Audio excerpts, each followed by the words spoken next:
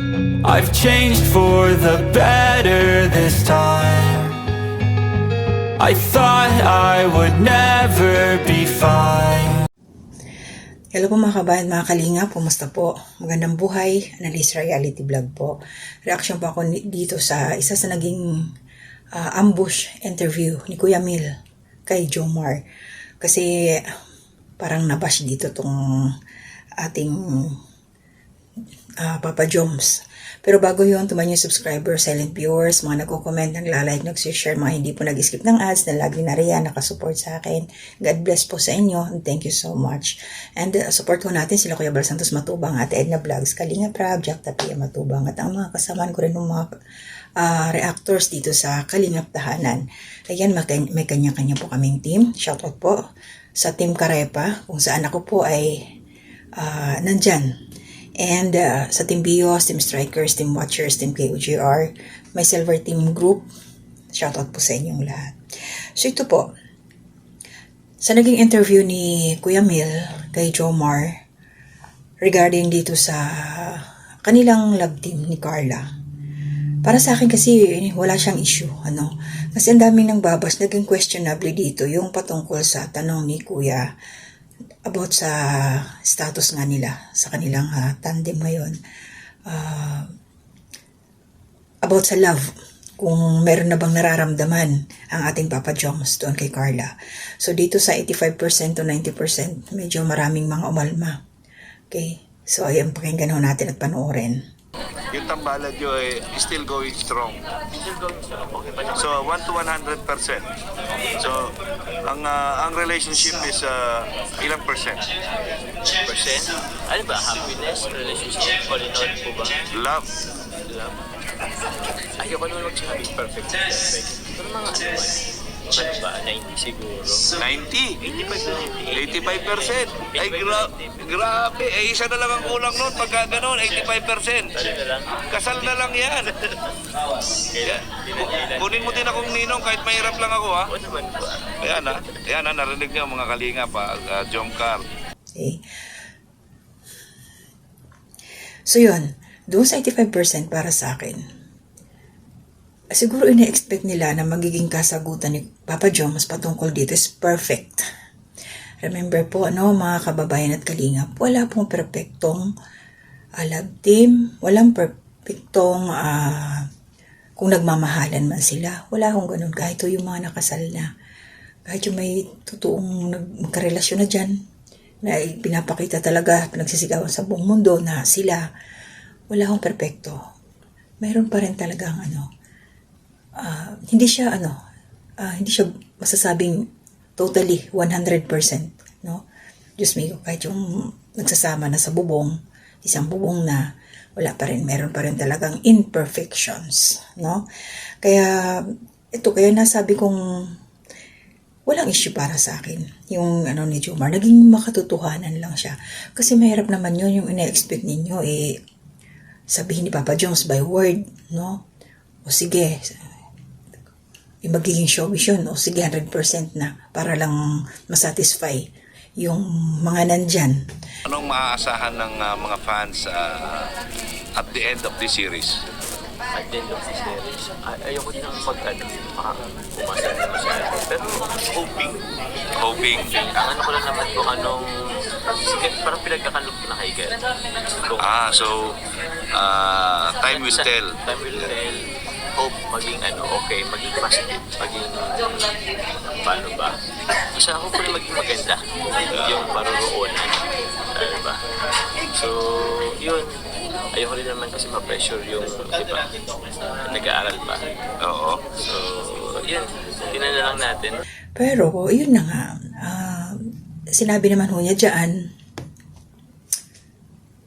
ayaw niya i-pressure yung bata, si Carla, no?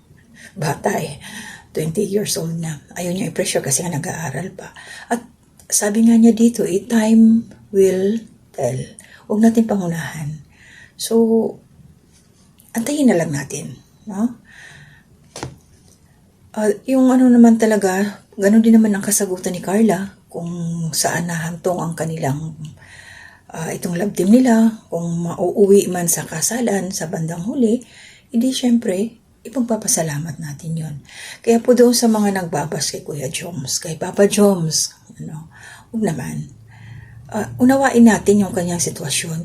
Yung sa tingin mo, pagtingin niya sa iyo ay talagang yung pagmamahal, sabihin na natin pagmamahal, sa tingin mo, anong nasa ang level? Isang level? Ako po, tanong niyo po siya. Hindi, yung feeling mo lang, kung hanggang saan level na siya, yung pagmamahal niya sa iyo. Still, ganun, siguro 80, 85, ganun. 80, 85? Ay, grabe, isa na lang din ang kulang mo na. Kasal na lang eh. So kung ikaw naman ang tatanungin, yan, yung level ng pagmamahal mo sa kanya, 1 to 100. Ano po ba? Grabe, baka ano tayo dyan. Ano ba? Ayoko din pang kasi medyo nabibisi din kasi tayo. So medyo di ko pa naman nag-full plus din kasi. So 85 to 90, ang ganda na lang siguro. 85 to 90. 85 to 90, So, ang pagmamahal mo. oo. Yan. Hindi pa natin tinotodo-todo po. Kasi ano pa kasi kumbaga kasama rin kasi dun yung yung pag-effort din actions. Pero sa nakikita ko naman, sa mga napapanood ko, sa mga nakikita ko sa mga actions ninyo, behind the camera, ay nakikita ko naman na talagang nagko-connive kayong dalawa. Di ba merong chemistry? Meron chemistry. Meron din namang ano ba? Oo, po din. Di ba? Kasi isa nakikita ko, pero yan, kung tatanungin kita, gaano mo kamahal si Scarpa? Yun din natin yung kanina. Yun na din ba yung kanina? Yung 85%? 85. 90. Yung pang mo na masyadong paano po ba? Alam ko kasi may ba? Ang relationship kasi kuya kasi din kumbaga mayroon din mga misunderstanding din kasi. Oo, dadaan kayo dyan, siyempre. Oo. Siguro, kahit nga ngayon, dumadaan kayo dyan. Siyempre, kaya lang privately yan. Hindi naman pwede on cam lagi yan. Sabi ko nga, ang true love hindi naman always on cam. Diba? Siyempre, meron kayong privacy dapat yan dahil siyempre, Kasi mahirap talagang magsalita ng patapos, no? Paano kung period na kagad si Papa Joms doon? Sasagot niya. Hindi ba mamaya mas lalo niyo siyang i-bash? Kumbaga, hanapan niyo siya ng kamalian. Sasabihin nun, ito opinion ko lang, no? Kung halimbawa, nagsinabi ni Papa Joms na 100% na siya kay Carla, tapos mamaya, yun ang titingnan ninyo, tapos kunting galaw lang, nagkamali si Papa Joms, baka mamaya hindi lang 1, 2, 3 basher ang matanggap niya, no? Lalo na doon yung mga nega, diba? So, kaya nga hindi niya na ganun muna, na yun lang yung kanyang rate ngayon, pero malapit na yun, sabi nga ni Kuya Mel, kasal na lang ang kulang doon. Diba? O sabi nga doon sa vlog ni Kuya na huwag nininong siya, kahit hindi siya kunin, kahit nandun lang siya sa likod, basta ninong siya. O diba?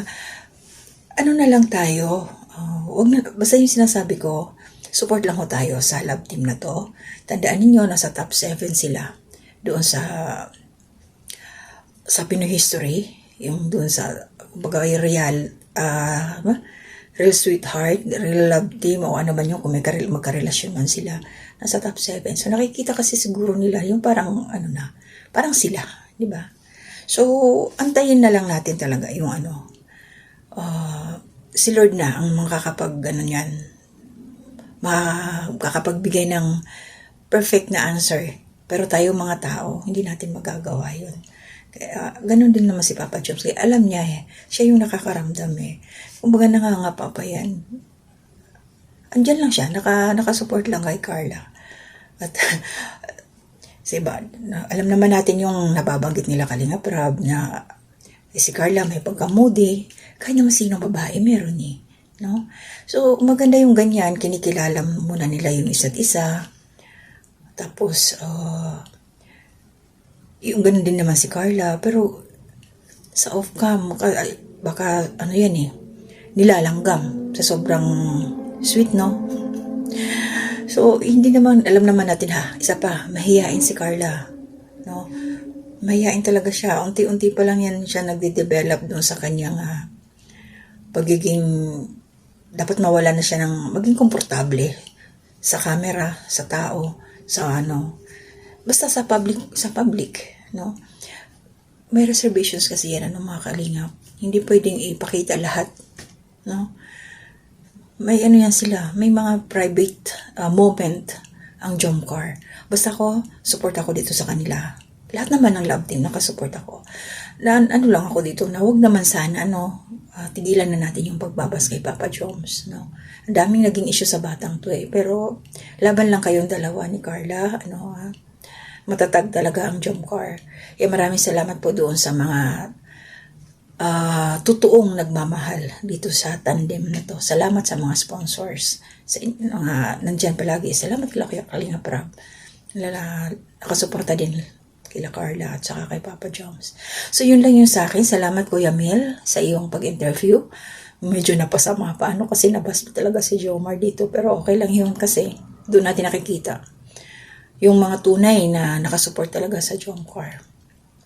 Tsaka kailangan lawakan ang isipan. Huwag maging makitid. Huwag maging makitid. Okay yung sagot ni Jomar doon. Wala akong masasabi. Wala talaga dahil natural yon, normal. Alam nga naman kaya nga sabi niya may isa pa doon tanongin si Carla kung si Carla ano daw ang nararamdaman na kay Papa Joms pinaparate nga ni Kuya Mel doon sa 100. Siyempre, tama nga naman ang sagot ni Jomar, si Carla ang tanongin, pero sa tingin niya, sa nararamdaman niya, ganun din, nasa 85% din.